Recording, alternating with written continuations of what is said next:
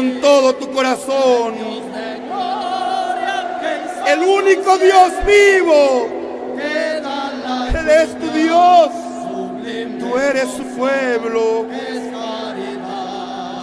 Yo tengo un faro que alumbra al mundo, faro se apagará, faro que enciende los corazones, la luz divina que no... Hola, ¿qué tal? Para Emblemas de México, el poder de la imagen en la nueva era de la información. El día de hoy nos encontramos en la ciudad de Guadalajara, Jalisco. Tenemos de invitado a un gran personaje histórico de esta ciudad de Guadalajara, quien fue el presidente del primer comité vecinal del Ayuntamiento de Guadalajara en la colonia Hermosa Provincia. Pero además, yo quiero mencionar que fue el fundador de la colonia Betel, quien fue quien consiguió los terrenos y la urbanización.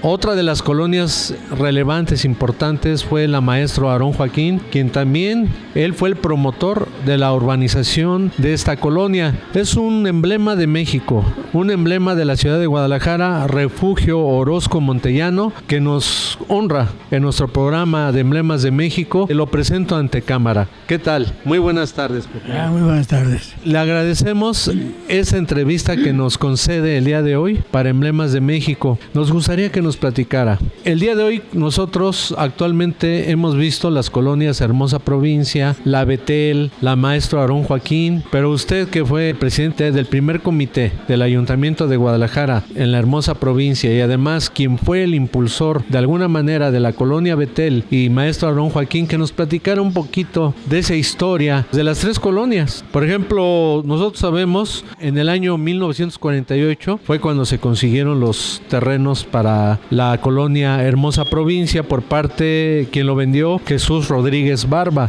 Pero a viva voz, que mejor usted nos platique parte de esta historia para nuestro medio de comunicación, de favor. Sí, cómo no, a sus órdenes. Fui colono de la Hermosa Provincia a partir del 53, pero el terreno lo anduvo consiguiendo el hermano Rodolfo Mendoza, algunos otros hermanos que lo acompañaban con el hermano Aarón. Platicaban con el señor José Rodríguez Barba, les enseñaba un terreno que está en Ciudad Granja primeramente. Ese terreno fue él y lo vio, pero desafortunadamente no había agua y se hacían pozos profundos y no había agua. Entonces el señor Rodríguez Barba le comentó que tenía un terreno al oriente de Guadalajara. El hermano Aarón se interesó, era un rancho, se interesó en ese terreno, era un terreno particular y sí había facilidades de hacer pozos para que hubiera agua. Fue y lo vio y sí le gustó y ya trató con el señor Rodríguez Barba y ahí se empezó pues a hacer los planos de la colonia Hermosa Provincia, una colonia que quedaba aislada de la ciudad, porque la población, la mancha urbana, terminaba casi en la calle Felipe Ángeles, casi ahí terminaba la población, la mancha urbana de Guadalajara. Entonces esa colonia iba a quedar aislada completamente de la mancha urbana y únicamente se puede llegar a ella por un camino que decían camino de herradura para carretas y para caballos, que era tierra, era pura terracería, no había ningún empedrado, era un camino real, como se decía antiguamente. Por ahí era un camino para llegar a Colimilla, a la presa de Osorio, a Tetlán, a San Gaspar, a Coyula. Por ese camino era para comunicar esas partes, esos pequeños poblados. Mi familia fuimos las cuartas personas que nos cambiamos a la colonia Hermosa Provincia. El hermano Aarón fue nuestro líder espiritual que se preocupaba por el bienestar de su pueblo, no solamente espiritualmente, también materialmente, pero preocupaba y quería que la colonia se empezara a urbanizar para que le diera el valor que tenía Hermosa Provincia. Y como la colonia La Luz del Mundo, Hermosa Provincia, se conforma de toda clase de conversos, católicos, evangélicos y todo eso, que fueron convertidos. Algunos nos empezamos a juntar, a reunir para emparejar algunas calles. Eran puros bordos en absoluto. No había ni siquiera caminos así de tierra. Entonces el hermano Aarón nos aconsejó y nos dijo que hiciéramos donde está el centro de ese pequeño rancho. Había un espacio como a donde se guardaban las vacas, un espacio tapado, y había bebederos a los lados para que ahí comieran las vacas y bebieran. Tumbamos ese tejabán grande que tenía aproximadamente 30 de largo por 20 de ancho. Tumbamos las bardas y ya empezamos a construir una pequeña casa de oración. A la medida que las personas iban yéndose a Hermosa Provincia, pues iba aumentando el número de personas y se ocupaba ya más grande el espacio. Entonces ya empezamos a hacer los albañiles y peones, columnas de adobe, tejabán, con los carpinteros tejabanes, de láminas de asbesto y una que otra de cartón. Y empezamos a hacer la primera casa de oración a donde se iban a juntar los hermanos a agradecer a Dios por prestarles la vida y por darles la oportunidad de tener algo ya propio, un terreno. Aunque, como les digo, sin equipamiento urbano en lo general. Empezamos a hacer también nuestras viviendas, pero simultáneamente, sábados y domingos empezamos a construir el templo. Llegado el momento que ya teníamos un templo con ventanas de madera, puertas también de madera, y enfrente había algo así como un muro de ladrillo cruzado para que por ahí pasara también la luz y el aire y todo lo demás, y no el polvo que se da en los lugares donde están solos y hace mucho aire, para estar más tranquilos dentro del templo. Tal suerte que en una ocasión ya ahí dentro del templo estábamos un jueves, había un servicio de oración a Dios que es de 5 a 7 de la tarde. Le estaba tocando a un hermano que se apellidaba García, no recuerdo su nombre, se apellidaba García. Tenía un sobrenombre que se llama El Conejo. Se vino una tormenta fuertísima que rompió la lámina de asbesto, y un pedazo de lámina de asbesto le pegó en la cabeza al hermano que estaba presidiendo el servicio y le hirió a la cabeza, le sacó la sangre.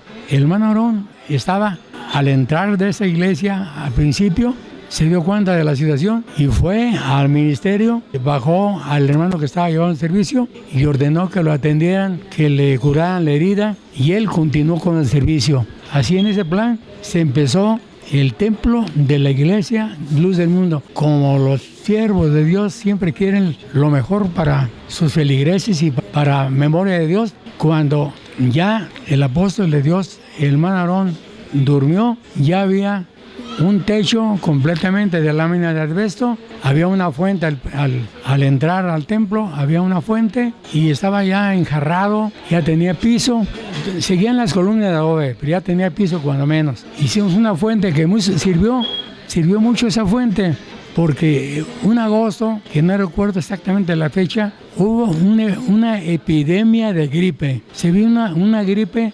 extraordinariamente maligna, que todos los hermanos que habían venido a la Santa Cena en agosto se contagiaron de esa gripe, de tal suerte que no había una persona que no tuviera gripe. Entonces el hermano Aarón, ya viendo esa situación, dice: no se preocupen ni vayan a los médicos, yo voy a pedirle a Dios que así como llegó esa gripe, así se quite. Entonces esa fuente que estaba ahí frente al templecito, primero tenía un aljibe a un lado y una bomba para que estuviera bombeando el agua a una copa que hicimos de granito, una fuente hermosa. Ordenó que llenaran una jarra de agua de esa fuente y se la llevaran ahí a su casa a bendecirla. Se la llevaron, la bendijo y la vertió en la fuente que estaba frente al templo. Y luego ya dijo, les ordenó a cada persona que estuviera enferma que hicieran fila y se llevaran un vaso y que se tomaran unos tragos de esa agua, unos sorbos de esa agua, y Dios les iba a dar, los iba a hacer sanos inmediatamente. Cosa que así sucedió. Sucedió que los hermanos hacían fila. A mí me consta porque yo estuve también tomando agua. Tomé agua de la misma, obedeciendo la orden de un auténtico apóstol de Dios que tenía comunicación con Dios, porque siempre él también vivió para servir a Dios.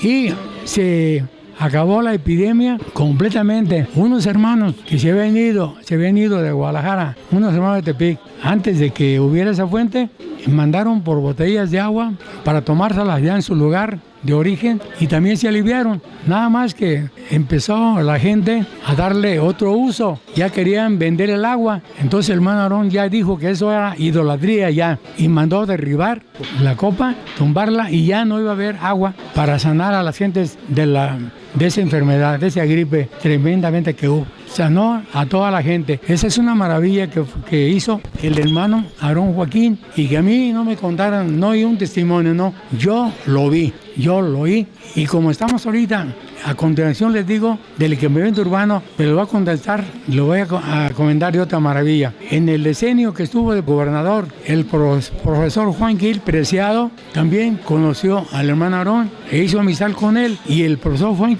Gil Preciado, en una ocasión, Laguna de Chapala ya estaba a punto de secarse, se secó un largo tramo en la época que fue gobernador Juan Gil Preciado. No recuerdo tampoco la fecha. Esto que estamos haciendo es espontáneo, no es premeditado, ni por eso no tengo las fechas. El profesor Juan Gil Preciado le pidió una oración al hermano Aarón. Fue a la hermosa provincia y le dijo: Señor maestro, le dijo, maestro, yo sé que usted es de Dios y confío en que si usted nos regala una oración para que llueva, va a llover. Tengo esa fe, le dijo. Entonces el hermano Aarón le dijo que su oración necesitaba también que las personas tuvieran fe en Dios y creyeran en Él. A un incrédulo, a la oración pues no le iba a hacer efecto, solamente que también tuviera fe, no nada más la oración.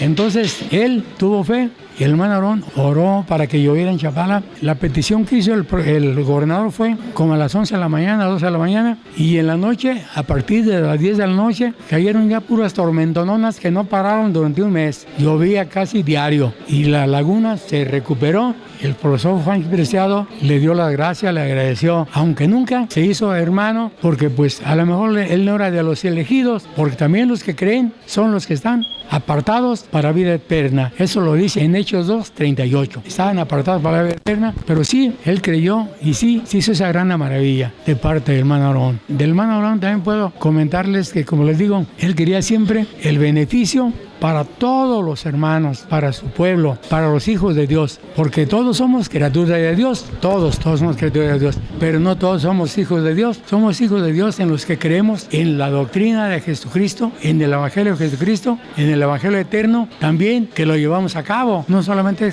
creer es obedecer. El que cree y obedece es hijo de Dios, que cree y obedece. Los que creemos nada más de labios, pues no, definitivamente no. Les voy a contar otra situación que llevó a cabo el hermano Aarón Joaquín González en su momento, cuando él todavía no había sido llamado para ser apóstol. Era militar y lo conocía muy bien el general Marcelino García Barragán. Lo conocía porque era su subalterno del general, el hermano Aarón. Le tenía mucha confianza y lo estimaba mucho el general porque él sabía que él era profesor de Corotlán. En el Corotlán estuvo profesor en algunas escuelas. Cuando se hizo soldado, el general lo llamó para que le ayudara a hacer escritos. Los escribía a máquina y llegó un momento en que él, al llamado de Dios, pues se fue del ejército, pero siguió teniendo relación con el general. El general, conociendo lo que era una persona muy inteligente y tenía carácter, era un hombre muy valiente, oyendo y comunicándose con él, el hermano Aarón le dijo que él ya tenía una iglesia en Guadalajara y que lo invitaba para que lo conociera. Y sí, él fue a la hermosa provincia, el general Marcelino García Barragán fue a saludar al hermano Aarón. El hermano Aarón lo invitó a que pasara al ministerio del hermano Aarón para que le dijera unas palabras a su pueblo que ya tenía en esos momentos. Era un pueblo ya muy abundante. Y el general Marcelino lo conocía como Eusebio. Entonces, cuando el hermano Aarón lo presentó con el pueblo, con los hermanos, ya acabó pues de decir quién era el general y cómo era el general. Ya le tocó también hablar al general, le dio la palabra al hermano Aarón y poniendo su gorra debajo de su brazo derecho, nada de su brazo izquierdo, le dirigió la palabra a la membresía que estaba en ese momento ahí presente. Las últimas palabras que le dijo, unos 10 minutos, pero las últimas palabras que le dijo, le dijo que tenían un gran líder, muy valiente y que teníamos mucha suerte de que él fuera nuestro líder y que él nos llevaba por un camino recto, un camino limpio y que Lo que él nos decía era la verdad.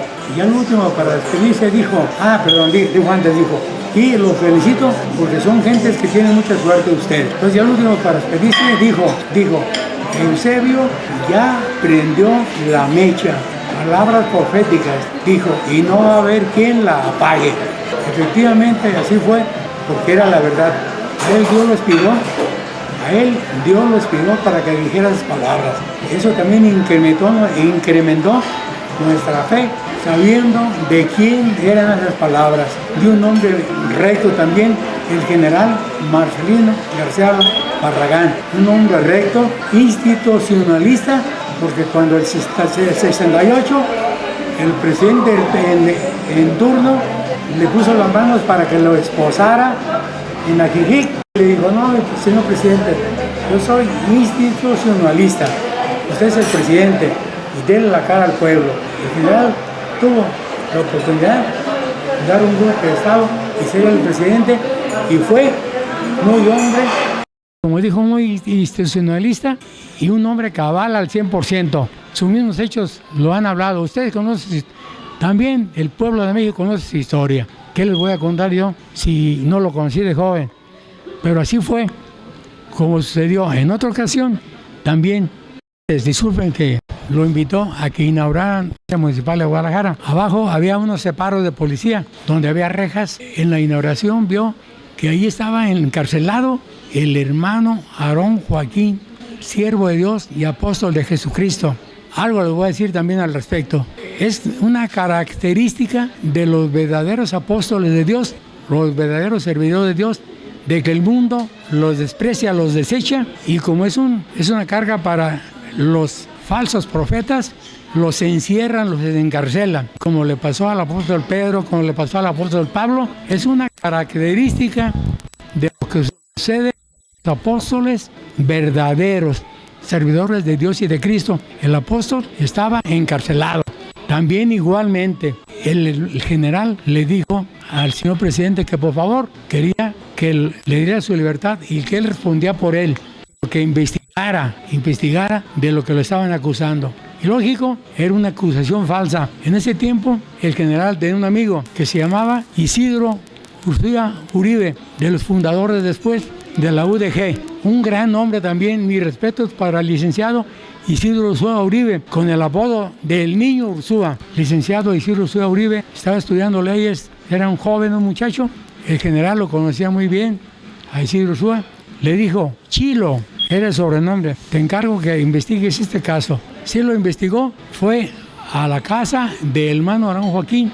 Estaba en la calle 12 de octubre, está todavía, ahorita es un museo, en la calle 12 de octubre, en la calle 68, en el sector Libertad. Está a una cuadra de la calle Gigantes, ahí está ese, donde está ahorita el Templo de la Luz del Mundo, en la esquina era la casa del hermano Aarón. Las personas excavaron por todos lados y nunca encontraron ni rastro que haya sido ahí un puesto para sepultar a esa persona, víctima de un individuo que su esposa, si era hermana, vinieron de Veracruz. Ese señor la trajo aquí a Guadalajara. Él no era hermano, pero era muy celoso. El hermano Aarón, saliendo de las 5, platicaba con todo su pueblo. Después de llevar a la oración, platicaba con ellos por si algo no había entendido. Él ahí les decía otra vez de lo que había hablado. Y esta hermana era muy atenta con el hermano Aarón y ese individuo.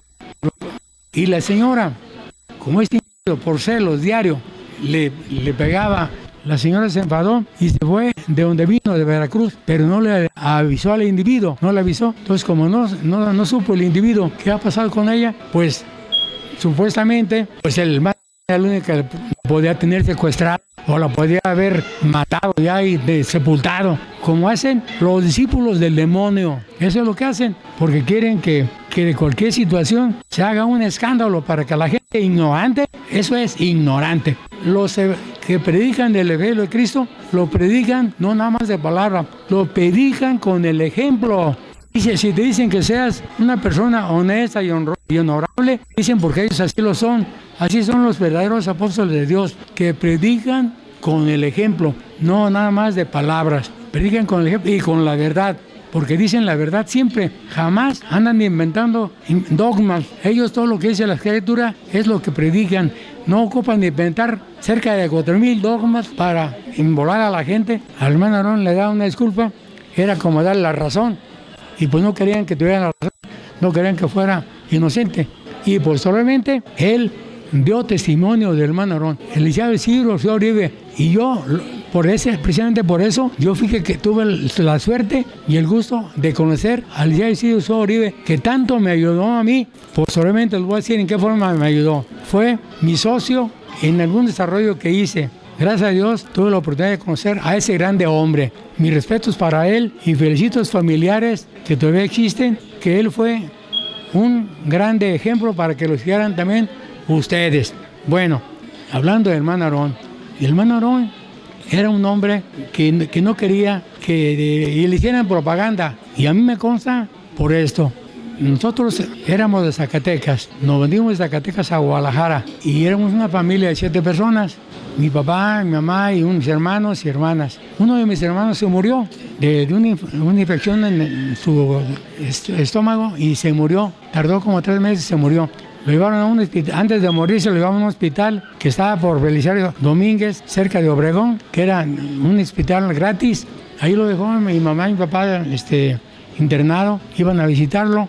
En una de esas le hablaron por teléfono que ya se había muerto, le hicieron saber que ya se había muerto.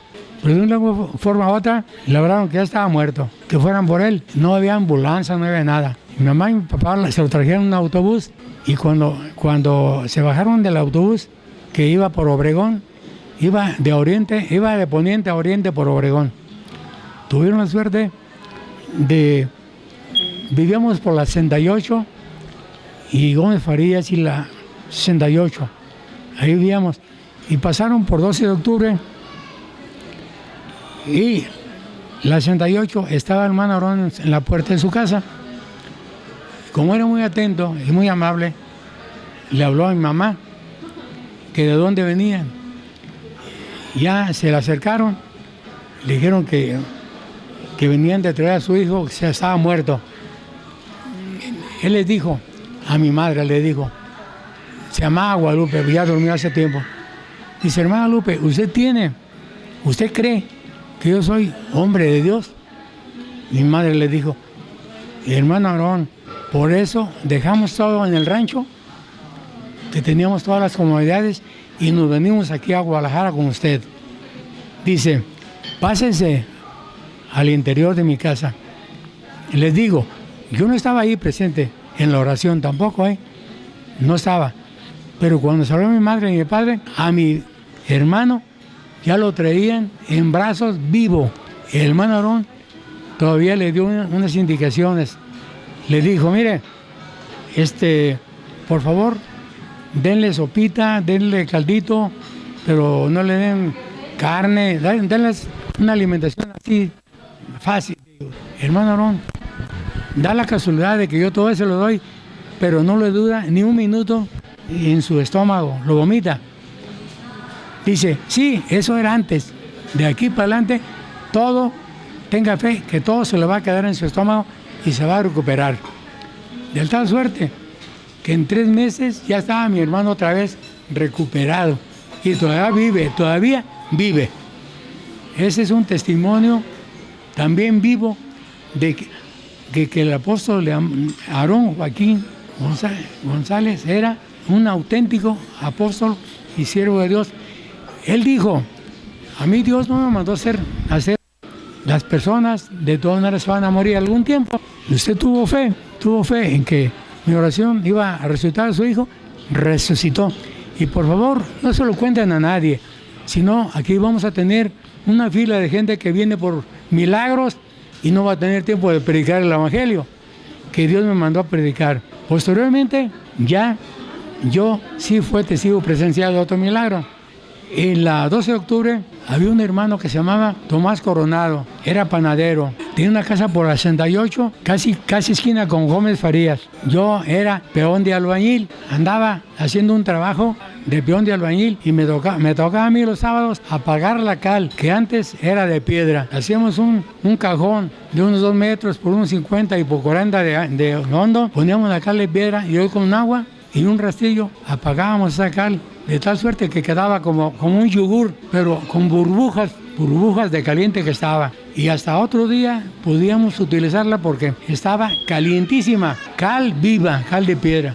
El hermano Tomás Coronado ahí mismo vivía al fondo de la casa, tenía un perrito chiquito, pequeño, pelo rubio, y tenía un hijo como de 7 meses que andaba gateando. Ese sábado que yo acabé de apagar la cal, me fui al rincón, a un cuarto que estaba solo para cambiarme de ropa y vestirme, y ya salí a la calle. Oí yo que algo se cayó a la cal. Jamás pensé yo que fuera el niño, era el perrito que andaba ahí, se cayó a la cal, y ya lo que yo oí era el perro que se había quedado a la cal. Y ya no hice por sacarlo porque ya había tragado cal. ¿De qué servía que lo sacara?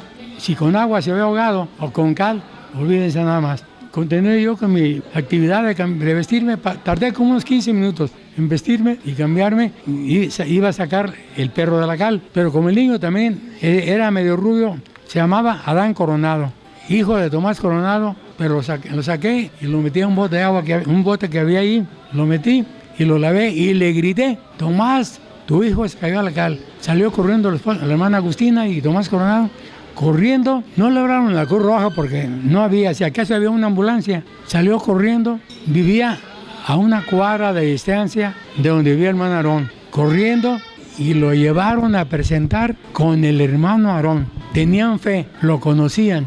El hermano Aarón lo presentó. Para mí era algo extraordinario, increíble, que cuando llegaron a la casa, el niño Adán Coronado, que tenía 7 meses, no tenía ni siquiera los ojos irritados, ni la piel irritada. Estaba sano al 100%. Esa fue otra maravilla, otro milagro extraordinario que a mí, yo fui testigo ocular, porque estuve yo ahí presente. Ese otro milagro que hacen los apóstoles, igual, no son como los falsos que llaman gente para, hasta les pagan porque sean paleros y digan que sanaron de una enfermedad. No, él tuvo también la oportunidad de decirnos eso, y él dijo: ¿saben qué? Por favor no digan que yo hice oración y oré por él y sanó. No digan que estaba muerto ya. Y también dice: miren, eso les digo que no digan. Voy a decir por qué. Porque en una ocasión, hermanos de Monterrey vinieron para acá a Guadalajara a la Santa Cena. Venía una hija como de 16 años, ciega de nacimiento, completamente ciega. Sus padres me la llevaron para que la presentara, y esa muchacha sanó. De ahí para adelante ya ella veía al 100%, como si nunca hubiera estado ciega. Se regresaron a Monterrey, y en otra ocasión que yo fui a Monterrey a visitar la iglesia, pasó lo siguiente. Pregunté yo por ella. Hermanos de ahí de Monterrey me dijeron: no, dice, ya no está aquí, porque dice, anda en los corrales, como le llaman en Monterrey, a los lugares donde van a bailar los sábados y los domingos, en forma general. Ahí van de todos unos corrales que ahí de forma general se van a bailar. Dijo que ella iba a recuperar el tiempo perdido, y allá anda en los corrales, en los bailes. Él se prometió para él mismo que ya no iba a orar por nadie. Él se prometió que ya no iba a orar para nadie, porque de Oquis estaba orando por personas que no agradecían, que no tenían la capacidad para valorar el gran beneficio que esa oración le hizo a esa criatura, a esa persona. Y como eso digo yo, pero los millones de personas que en la actualidad son hermanos de la luz del mundo, cada uno tiene un testimonio muy individual, familiar, de cómo es que creyeron al Evangelio de Cristo, y en base a un milagro, a una maravilla o a un sueño que mismo Dios les da. Porque quien le pide a Dios de corazón que está todo ya descontrolado, que hay como 4,000 religiones y todos dicen que son de Dios. Hay 4,000, dice que yo soy de Dios, nosotros somos de Dios. Ya la gente está completamente descontrolada, no saben la realidad de las cosas, entonces le piden a Dios. Quien tiene de veras la intención y es responsable de su misma alma y responsable de su familia, como un padre y una madre buscan lo mejor para su familia, ¿qué van a hacer? Si ellos no están seguros en lo que creen, pues no van a heredarle esa inseguridad a sus familias y le piden a Dios de todo corazón con necesidad de que van a ir al infierno por la eternidad o van a ir al cielo por la eternidad. Con esa fe, con esa necesidad, los motiva a orarle a Dios de corazón. Y Dios se encarga, pues, de guiarlos a cuál es su camino. También de ese concepto hay muchos testimonios. Estoy seguro que en un año no se alcanzarían a dar todos los testimonios en los servicios de tantas maravillas que hay, pero en forma individual, no en general. Bueno, en general ha habido una que también yo fui testigo, pero eso ya la contaré en otra ocasión, de la colonia Betel. Ahorita estamos con la colonia Hermosa Provincia y del hermano Aarón Joaquín. Yo estimé mucho al hermano Aarón Joaquín, lo quise mucho, porque hasta en una ocasión me dijo, mira, si haces algún mal, hazlo tú solo, no involucres a nadie. Dice, porque las malas conversaciones corrompen las buenas costumbres y no hagas cosas malas que parezcan buenas, ni buenas que parezcan malas. Que todo esté bien claro. Así debe ser la gente. Y cuando platiques con alguien, vela a los ojos. No estés volteando por otro lado. Estás volteando por otro lado, es que tienes temor de que te vete tus ojos, descubran quién eres. Y van a ver, si eres bien limpio y bien sano, van a ver que no eres ni limpio ni sano, que eres todo lo contrario. Porque la gente que es sincera no te esquiva la mirada, te ve de frente. Si estás contando mentiras, a lo mejor lo puedes engañar en ese rato, a él y a muchos, pero no todo el tiempo lo vas a engañar a él. ¿Sabes por qué? Porque tus hechos te van a delatar que no era verdad lo que estabas diciendo. Porque la cuenta no son las palabras se le lleva el viento. Lo que cuentan son los hechos.